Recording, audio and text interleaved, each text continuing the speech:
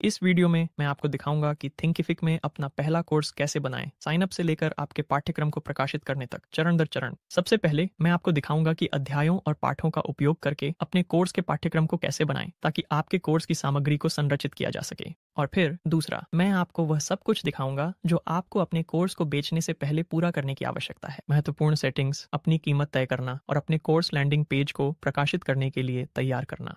Video के अंत तक आप थिंकिफिक प्लेटफॉर्म की सभी मूल बातें समझ जाएंगे जो कोर्स बनाने के लिए जरूरी हैं। मैं उन्नत सेटिंग्स कवर करूंगा। क्या थिंकिफिक में 14 दिन की मुफ्त ट्रायल है, लेकिन अगर आप नीचे दिए गए विवरण में सूचीबद्ध हमारे सहाबद्ध लिंक का उपयोग करते हैं तो यह आपकी मुफ्त ट्रायल को 30 दिनों तक बढ़ा देगा। हमें खुशी होती है क्योंकि यह हमें आपके लिए इस तरह के बेहतरीन मुफ्त ट्यूटोरियल लाने में मदद करता है। मैं अपना ईमेल दर्ज करने जा रहा हूं और फिर अपनी 30 दिन की ट्रायल शुरू करूंगा।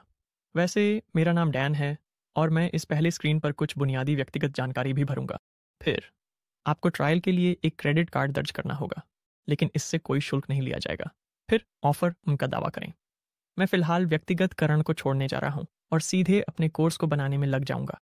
जब आप पहली बार साइन अप करते हैं तो थिंकिफिक एप्लीकेशन के भीतर कुछ स्थानों को हाईलाइट करेगा। उनके पास आपको यहां शुरू करने के लिए एक प्रकार का मार्गदर्शित वर्कफ्लो है और हम अपना पहला डिजिटल उत्पाद बनाने जा रहे हैं।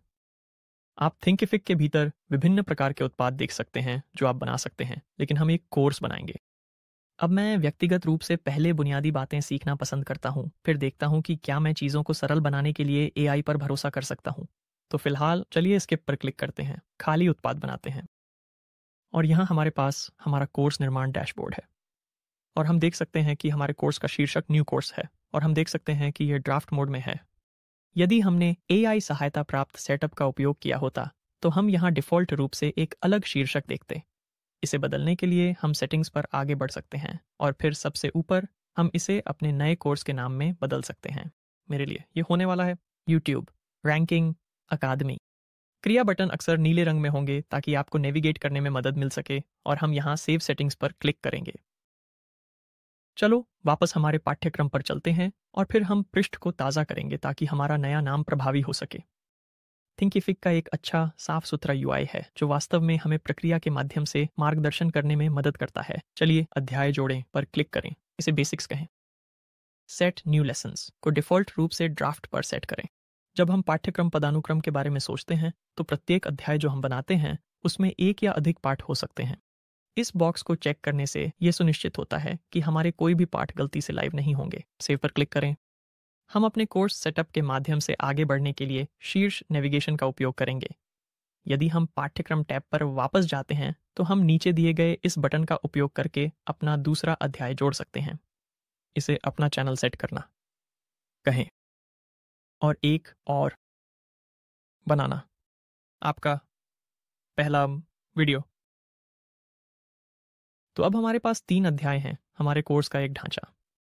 यदि आवश्यक हो तो हम अध्यायों को पुनर्व्यवस्थित करने के लिए बस खींच और छोड़ सकते हैं। और यदि हम इन अध्याय शीर्षकों पर क्लिक करते हैं तो हम वापस जाकर नाम संपादित कर सकते हैं। तो इस मामले में शायद मैं प्रत्येक अध्याय को एक नंबर के साथ लेबल करना चाहता हूं।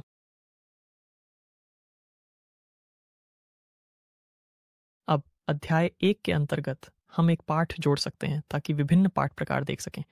मैं इस पहले पाठ के लिए वीडियो चुनूंगा, लेकिन ध्यान दें कि यदि परीक्षा कार्यक्षमता आपके लिए महत्वपूर्ण है तो आपको इसे एक्सेस करने के लिए एक ग्रो या प्लस योजना की आवश्यकता होगी। आइए वीडियो पर क्लिक करें। मेरे पाठ के शीर्षक के लिए मैं एल्गोरिदम कैसे काम करता है पेस्ट करूंगा। एक बार जब आपके पास वीडियो अपलोड हो जाते हैं तो आप उन्हें इस ड्रॉप डाउन से चुन सकते हैं, या क्योंकि हमारे पास नहीं है हम पहले एक नया अपलोड कर सकते हैं। ध्यान दें कि अधिकतम वीडियो आकार 2 GB है। यदि आपके पास बड़े वीडियो हैं तो थिंकिफिक आपके वीडियो को हैंडब्रेक का उपयोग करके संपीड़ित करने का सुझाव देता है। मैंने इसे पहले इस्तेमाल किया है और यह एक बहुत ही प्रतिष्ठित उपकरण है। आइए अपनी फाइलें ब्राउज करें और हम अपने पहले पाठ के वीडियो फाइल का चयन करेंगे। यहाँ वीडियो पूर्वावलोकन अपलोड पूरा होने के बाद प्रोसेस करने में थोड़ा समय लेगा। इसे अपलोड, प्रोसेस और एनकोड करने में कुछ समय लगेगा। इस बीच हम यह संदेश देख सकते हैं, थंबनेल, बंद कैप्शन और सेटिंग्स वीडियो लाइब्रेरी में मिलेंगे। हम इसे तब देखेंगे जब हम इस पहले पाठ को सहेज लेंगे। यदि आप चाहें तो आप वीडियो में कुछ टेक्स्ट जोड़ सकते हैं। मैं अपने कोर्स की तैयारी करते समय लिखी गई अपनी पूर्व लिखित सारांश को चिपकाऊंगा और आपके पास यहाँ फॉर्मेटिंग के लिए सभी सामान्य उपकरण हैं जिनकी आप अपेक्षा करते हैं। उदाहरण के लिए हम एल्गोरिदम को बोल्ड कर सकते हैं और कुछ बुलेट्स जोड़ सकते हैं, और मैं यहाँ नहीं करने जा रहा हूँ, लेकिन आप यहाँ डाउनलोड करने योग्य सामग्री भी जोड़ सकते हैं। और यह सहायक हो सकता है यदि आप कोई पीडीएफ या फाइल जोड़ना चाहते हैं किसी भी पाठ के लिए जहां आपके छात्रों को साथ चलने की आवश्यकता है। पाठ सेटिंग्स में आप इसे एक मुफ्त पूर्वावलोकन पाठ बना सकते हैं। मैं अभी के लिए ऐसा नहीं करने जा रहा हूं। आप इसे एक पूर्वापेक्षा बना सकते हैं ताकि छात्रों को इसके बाद के किसी भी पाठ से पहले इसे पूरा करना आवश्यक होगा। आप इस पाठ के लिए चर्चाएं सक्षम कर सकते हैं। मैं ऐसा करूंगा। और यदि आप चाहें तो इस वीडियो को डाउनलोड करने योग्य बना सकते हैं। हम यहाँ आइकन भी बदल सकते हैं। विकल्पों का एक छोटा चयन है और यह लेबल यदि हम चाहें, लेकिन मैं इन्हें वही रखूंगा और इस पाठ को सहेजूंगा। अब चलिए वापस चलते हैं और वीडियो लाइब्रेरी सेटिंग्स पर एक त्वरित नजर डालते हैं। अब प्रबंधित वीडियो सेटिंग्स के तहत ये वीडियो लाइब्रेरी को एक नए टैब में खोलेगा। हम इस पंक्ति पर कहीं भी क्लिक कर सकते हैं। ये वह वीडियो है जिसे हमने अभी पार्ट 1 के लिए अपलोड किया है। या हमारे पास यहाँ एक मेनू है और हम संपादित पर क्लिक कर सकते हैं। ऊपर हमारे पास वीडियो पूर्वावलोकन है और ठीक नीचे थंबनेल है। ये डिफ़ॉल्ट रूप से चुना गया है। अन्य वीडियो प्लेयर की तरह थिंकिफिक 16:9 एस्पेक्ट रेशियो में 1920x15 AE पिक्सल की छवि की सिफारिश करता है। हम यहाँ अपलोड कर सकते हैं। चलो अपनी फाइल का चयन करते हैं। काफ़ी सरल है, लेकिन अगर हम चाहें तो और गहराई में कुछ भी डिज़ाइन कर सकते हैं। यदि आप अपने वीडियो पाठों का ट्रांसक्रिप्शन कर रहे हैं तो आप आमतौर पर .srt डाउनलोड कर सकते हैं फाइलें। तो मैंने अपने पहले पाठ के लिए ऐसा किया है। आइए उसे ढूंढते हैं। मैं यहाँ अंग्रेजी का चयन करूंगा और फिर एक बार जब आप सहेज लेते हैं तो आप चाहें तो ऑटो शो कैप्शन सक्षम करने का विकल्प चुन सकते हैं। अगर हम यहाँ ऊपर वापस आते हैं तो हम देख सकते हैं कि ये कैप्शन नीचे के तीसरे हिस्से में प्रदर्शित होते हैं। और फिर हम प्लेयर की उपस्थिति को भी बदल सकते हैं। अगर हम चाहें तो हमेशा प्ले बार दिखाकर और हम प्लेयर का रंग बदल सकते हैं। तो अगर हम इसे टॉगल करते हैं तो आप देख सकते हैं कि वह बार नीचे से गायब हो जाता है। मुझे उसे चालू रखना पसंद है और फिर हम इसे कुछ अधिक तटस्थ रंग में बदल सकते हैं, शायद सिर्फ काले रंग में, ताकि हमारे थंबनेल से मेल खा सके। और फिर अंत में अगर आप अपने वीडियो के लिए कोई सारांश सांख्यिकी देखना चाहते हैं तो वह भी वीडियो लाइब्रेरी में पाया जा सकता है। अब जब हमने इस वीडियो को वीडियो लाइब्रेरी में अपडेट कर दिया है तो हम अपनी पिछली टैब पर वापस जा सकते हैं और अपना पाठ सहेज सकते हैं। और फिर हम हमेशा यहाँ ऊपर दाईं ओर पूर्वावलोकन कर सकते हैं। ये इसे एक नए टैब में खोलेगा और हम ये समझ सकते हैं कि हमारा पाठ कैसा दिखता है और हमारे अध्याय और पाठ बाईं ओर के पैन में कैसे व्यवस्थित हैं। आइए इसे अभी के लिए बंद कर दें। जैसे ही हम ऊपर बाईं से दाईं ओर काम करते हैं, मैं आपको सामग्री अपलोडर दिखाना चाहता हूँ। यह वास्तव में सहायक है यदि आपके पास पहले से ही आपके कोर्स का अधिकांश भाग एक साथ अपलोड करने के लिए तैयार है और आपके पास मुख्य रूप से पीडीएफ, वीडियो या ऑडियो पाठ हैं। आइए हमारे दूसरे अध्याय के अंतर्गत सामग्री अपलोड करें पर क्लिक करें और यहाँ मैं 3 और वीडियो चुनूंगा जो मैंने पहले से तैयार कर रखे हैं। मैं इन्हें खोलूंगा और इन 3 फाइलों को अपलोड करूंगा। आप गिनती देख सकते हैं। थिंकिफिक हमें दिखाता है कि कई फाइलें एक साथ अपलोड हो रही हैं। सामग्री अपलोडर टैब में हमारे पास अभी भी इन पाठों का नाम बदलने की क्षमता है। तो मैं इन्हें थोड़ा साफ कर सकता हूं और फिर हम मौजूदा अध्यायों के बीच पाठों को स्थानांतरित कर सकते हैं। इसलिए हमें कभी भी इस बात की ज़्यादा चिंता करने की ज़रूरत नहीं है कि हमने सब कुछ सही स्थान पर अपलोड किया है या नहीं। इसका नाम फिर से बदल सकते हैं। यदि आप किसी पूर्व पाठ से कुछ भी दोहराना चाहते हैं तो हम एक पाठ की प्रतिलिपि भी बना सकते हैं।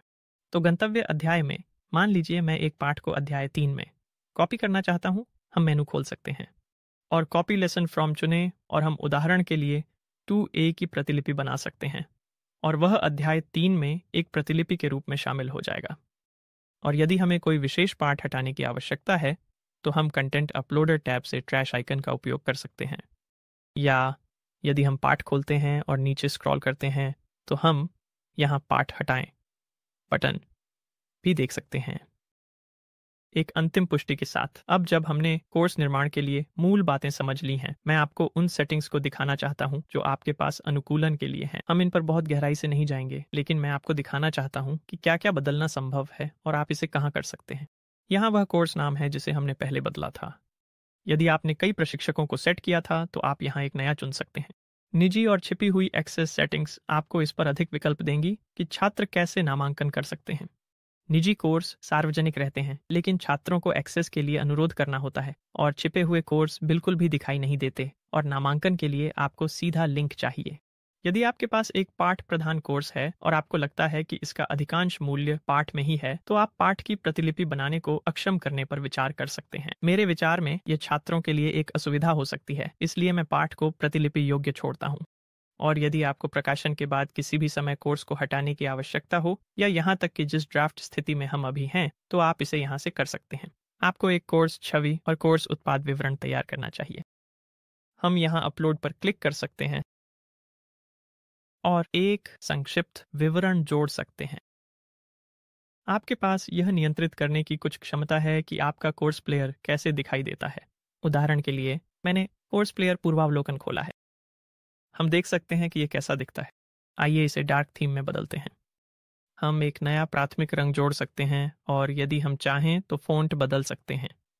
यदि हम सहेजते हैं, कोर्स प्लेयर पूर्वावलोकन पर आते हैं और रिफ्रेश करते हैं, आप देख सकते हैं कि ये परिवर्तन कैसे प्रभावी होंगे।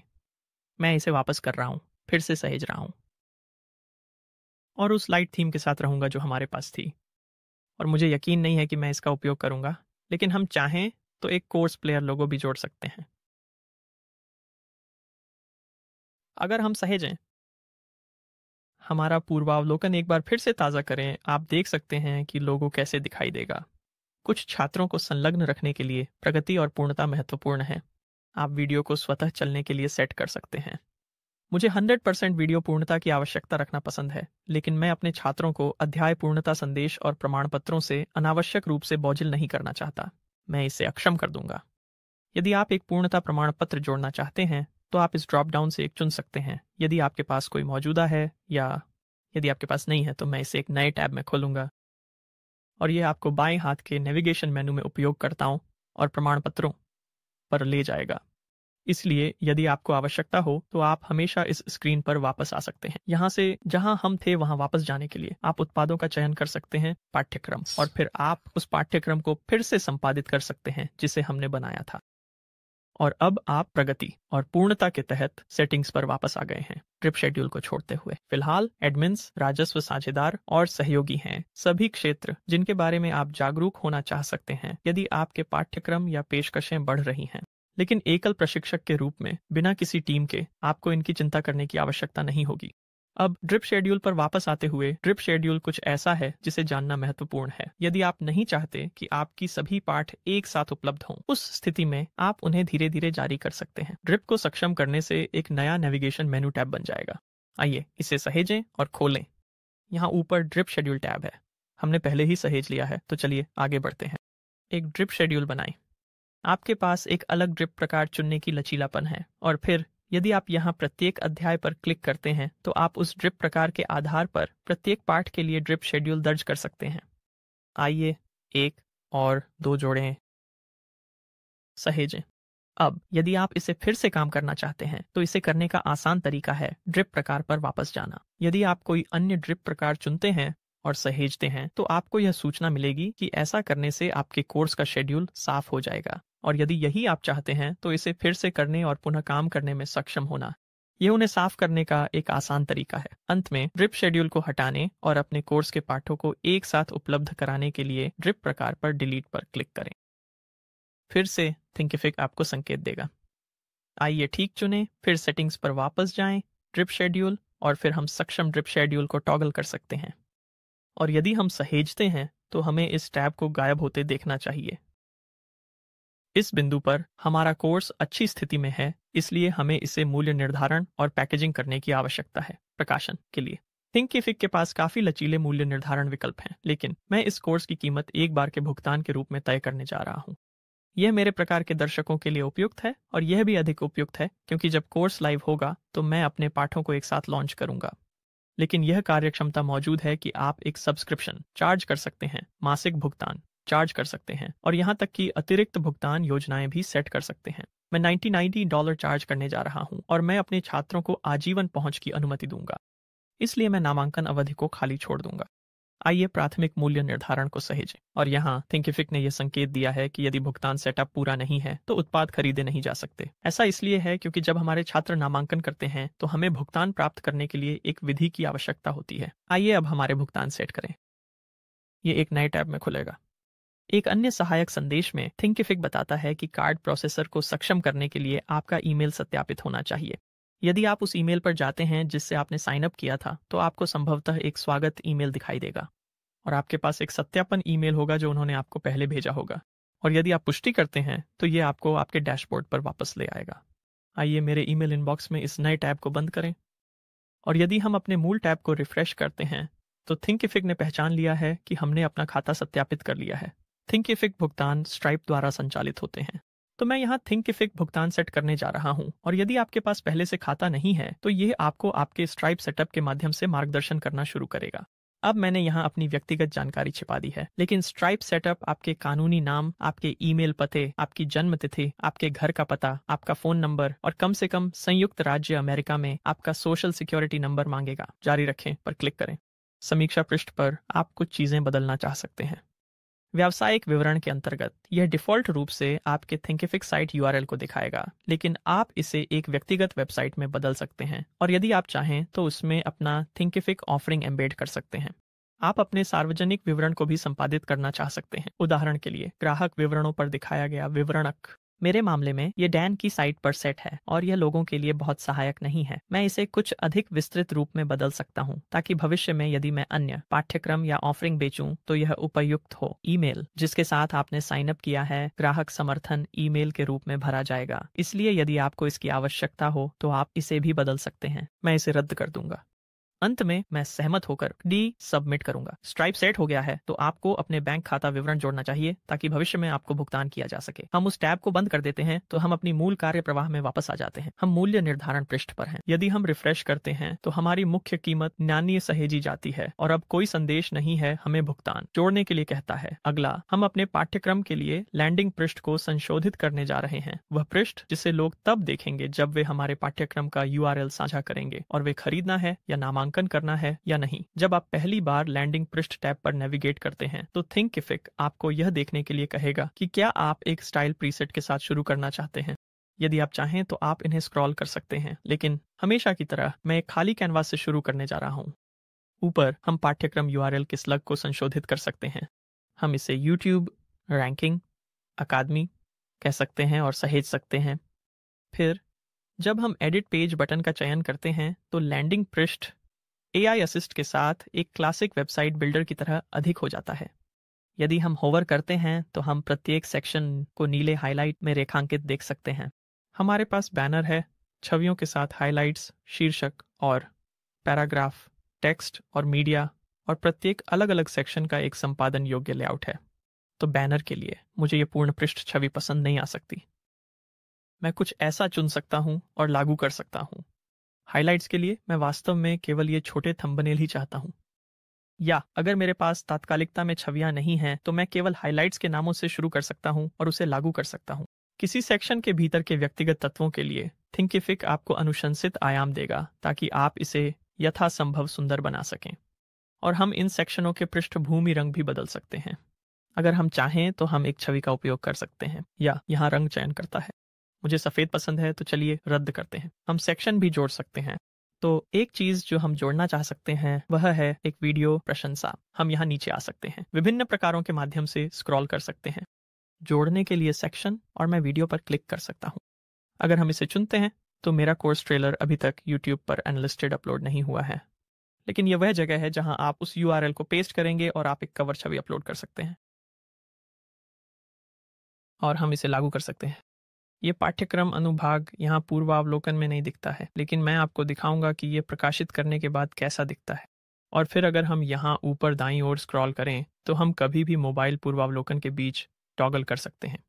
ये हमारी लैंडिंग पेज मोबाइल पर कैसा दिखता है। हम डेस्कटॉप पे वापस आ सकते हैं। पेज सेटिंग्स में हम चाहें तो एक हेडर और फुटर सक्षम कर सकते हैं। तो आप देख सकते हैं कि ये कैसा दिखता है जब ये हेडर और ये फुटर जोड़े जाते हैं।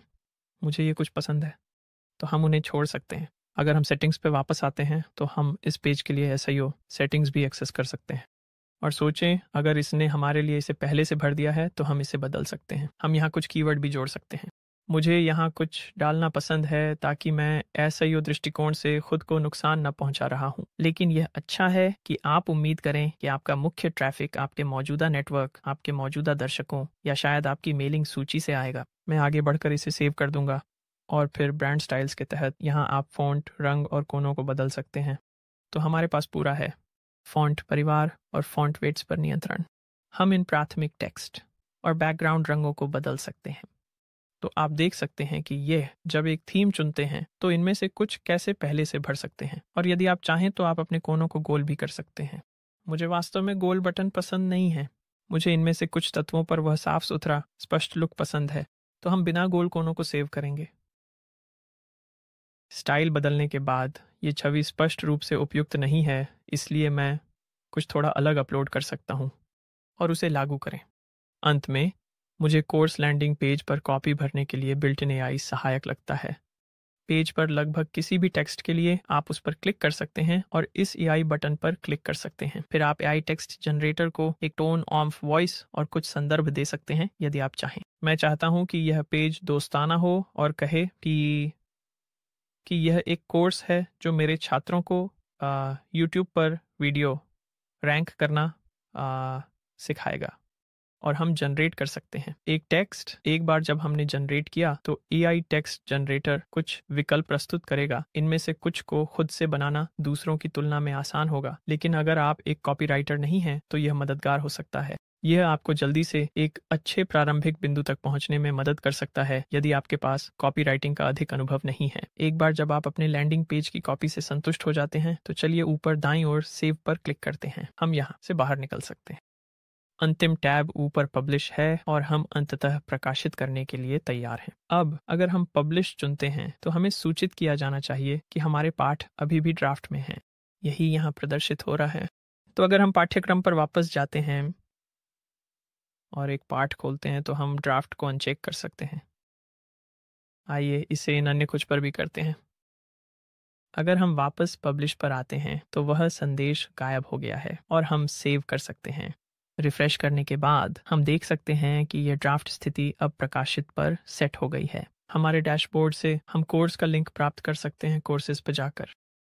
प्रकाशित कोर्स पर होवर करते हुए जब तक कि हमें वह शेयर लिंक न दिखे, शेयर योर कोर्स पर क्लिक करते हुए और फिर हम यहाँ उस लिंक को कॉपी कर सकते हैं। अब जब हमने इसे एक नए टैब में खोला है तो हमारी आखिरी चीज़ है इसे एक बार देखना और देखना कि क्या हम कुछ बदलना चाहते हैं। तो पहले से ही मुझे पता है कि मैं शायद इस ग्राफिक को थोड़ा सा बदलना चाहूँगा। मैं इसे अपनी असली तस्वीर से बदलना चाहता हूँ। और यहाँ पर यह है कि जब हम प्रकाशित हो जाते हैं तो पाठ्यक्रम कैसा दिखता है। तो यह प्रत्येक व्यक्तिगत पाठ को दिखाएगा। और यहाँ पर मैं शायद इस पाठ के नाम को साफ करना चाहूँगा। अपने दर्शकों के साथ साझा करने से पहले इसे एक अंतिम बार देखना हमेशा अच्छा होता है, बस इसी कारण से। आप चाहते हैं कि यह जितना संभव हो उतना पेशेवर दिखे। कोर्स पेज से हम संपादित करें पर क्लिक कर सकते हैं और आगे बढ़कर उन बदलावों को कर सकते हैं। और अगर हम अपने कोर्स पेज को रिफ्रेश करते हैं तो वह छवि थोड़ी बेहतर दिख रही है। मैंने प्रशिक्षक की छवि को अपनी छवि से बदल दिया है और हमारे पाठ के शीर्षक अच्छी तरह से समायोजित हो गए हैं। यह हमारे दर्शकों के साथ साझा करने के लिए तैयार दिख रहा है। लेकिन पहले कुछ फीचर्स हैं जो आपके कोर्स को बेचने में आपकी मदद कर सकती हैं और वे बिक्री के अंतर्गत ऑर्डर बम्प में पाए जा सकते हैं। यदि आपके पास 2 उत्पाद हैं, शायद वे 2 कोर्स हैं जो एक साथ चलते हैं, तो आप चेकआउट के समय दूसरे कोर्स को छूट पर पेश कर सकते हैं। यहाँ आप अपने ऑर्डर बम्प उत्पाद का चयन करेंगे। यह वह उत्पाद होगा जिसे आप अपने कोर्स के चेकआउट पेज पर दिखाना चाहते हैं। हमारे मामले में ये YouTube के बारे में एक ई बुक हो सकती है। मैं इस ऑर्डर बम्प को सेटअप करने से पहले उस डिजिटल डाउनलोड को बनाना चाहूँगा। फिर हम अपने कोर्स YouTube रैंकिंग अकादमी को उत्पाद के रूप में चुनेंगे जिसके साथ हम ऑन ऑर्डर बम्प को प्रदर्शित करना चाहते हैं। फिर हम अपने ऑन ऑर्डर बम्प की कीमत तय करेंगे, वो ई बुक होगी, और हम कुछ विवरण जोड़ सकते हैं। तो ऑन ऑर्डर बम्प आपके दर्शकों को अधिक मूल्य प्रदान करने और अपनी आय बढ़ाने का एक अच्छा तरीका है। और अगर हम बिक्री कूपन की ओर जाएं तो यह आपके मौजूदा दर्शकों को आकर्षित करने का एक और तरीका है। विशेष रूप से उदाहरण के लिए यदि आप अपने कोर्स को प्रारंभिक छूट के साथ पेश करना चाहते हैं तो हम लॉन्च 10 नामक एक कूपन सेट कर सकते हैं जिसमें कोई समाप्ति तिथि नहीं होगी। थिंकिफिक यहाँ आपको चरणों के माध्यम से मार्गदर्शन करेगा। हम $10 लेंगे। हमारे YouTube रैंकिंग अकादमी से जारी रखें पर क्लिक करें और फिर ये कोड लॉन्च 10 होगा और हम पहले 10 लोगों को जो इस कूपन का लाभ उठाते हैं इस छूट को प्राप्त करने की अनुमति देंगे और हम इसे सहेज सकते हैं। और यहाँ हम देखते हैं कि हमारा लॉन्च 10 कूपन बनाया गया है। आपके कोर्स को बनाने और बेचने के लिए शुभकामनाएं और देखने के लिए धन्यवाद।